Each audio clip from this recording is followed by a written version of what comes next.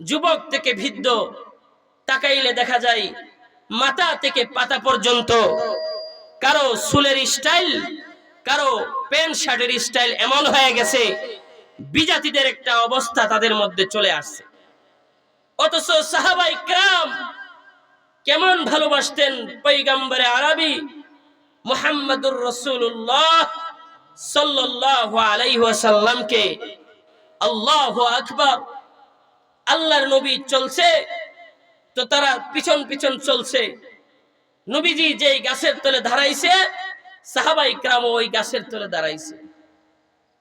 কিন্তু আমাদের সমাজে মাথায় টুপি দিলে, মাথায় পাগড়ি লাগাইলে, গায়ে লম্বা জমা দিলে এটাকে বলা হয় জঙ্গির রূপ ধরছে।